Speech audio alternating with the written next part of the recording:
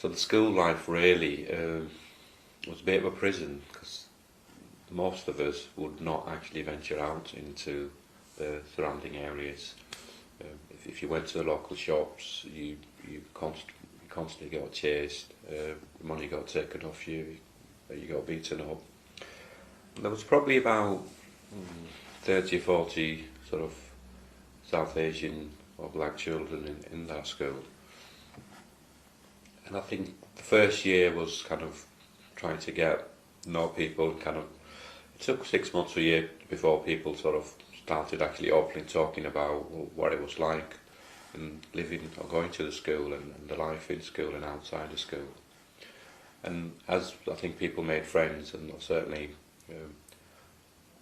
had probably about 8 or 9 other sort of South Asian students in that school who became kind of a little a circle of friends really, where we kind of talked about things, and actually reached a point where we thought we can't actually carry on with the situation as it was, and kind of checking out each other for what can we do, and how we can change things. And I suppose I never thought of it and never realised at the time, but that was probably the kind of a process of sort of organising and becoming involved and becoming an anti-racist activist in a sense, which was something that was that wasn't in my mind in the slightest, or even, I didn't even understand that that's what we were actually doing.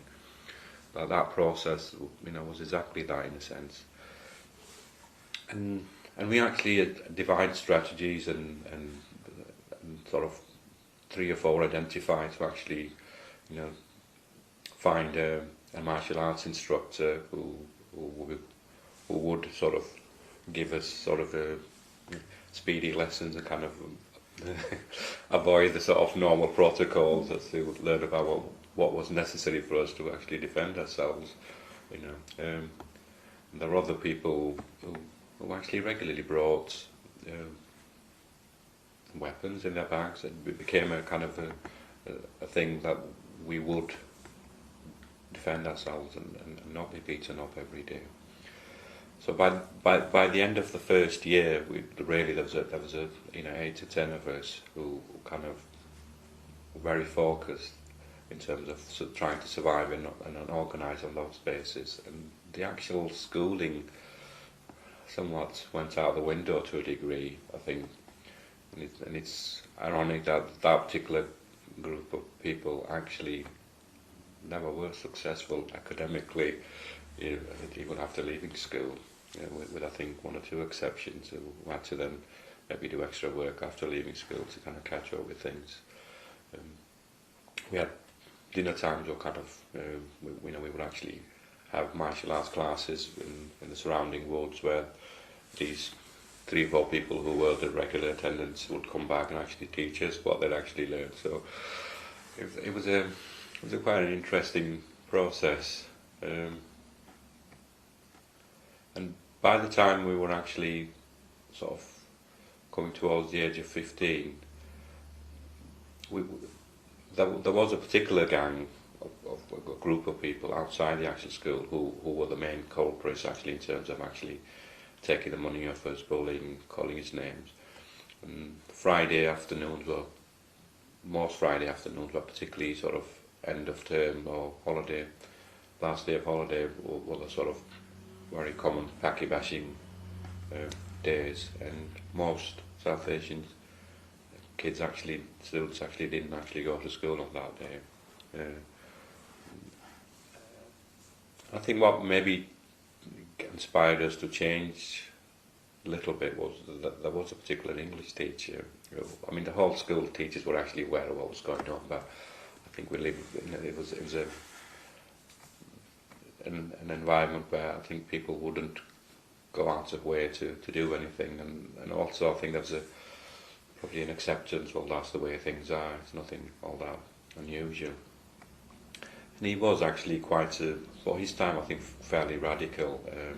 He was the only one that I certainly managed to have some rapport, or felt that I could have a decent relationship as a student. And a couple of the friends were sort of in the English class discussing, or because we used to have an English lesson on Friday, and he was saying he would be giving out certain things or results, and I was saying, well, can't you give them out today, because we might not be sort of here on Friday. Yeah. And people were a little bit more open with him, I think, and he said, well, he sort of took 3 or 4 of us to the side and said, I know exactly what's going on, you know, and I know why you won't be here, but you could ask why the school doesn't do anything about it, but I'm not. It was actually on a year's contract, so it was a temporary placement, but I'm more interested in what can you do about it, you know, if you know, by this time we were in sort of 4th form, so and I think the 3, 4 of us were quite sort of large in size as well, so quite sort of tall and whatever, and you know, most other kids will look up to you to actually give a sense of leadership and see you as setting examples. If you don't actually come up on Fridays to school, who will get beaten up instead of you? You know, it will be the younger kids. But if enough of you stand together, you know, do you think you'll be able to, you know, would they still carry on doing this? And I think that really kind of inspired us to say, well, actually maybe we need to take a different approach, you know, and we did. And this particular gang that we used to actually harass us, there was you call it a gang leader, I suppose. The main person was a sort of, I think it was probably 19 or 20, very ginger hair, freckles, and we didn't know his name, but we just called him Ginger. Basically, that's how it was known to everybody. And I think that Friday afternoon we did go back to school. We didn't actually stay off school, and about 4 of us who went to the local shop, and he was on his own, actually walking towards the shop, and we would always either run off or move out of his way, or get slapped and get money taken off us if we didn't. And we sort of looked at each other and sort of said, well, and a couple of the lads did have things in their bags as well, and we said to each other, if we're going to make a stand, then we've got to do it today, you know, because we've talked about it enough. We know what we need to do, and he's on his own, and there's 4 of us, and we're not going to get a better opportunity. And we all decided, right, we will walk past him. In fact, we will walk in his direction, and we will not move out today. We will expect him to actually make way for us. If he doesn't, we just have to do what we have to do. And we were actually really shitting ourselves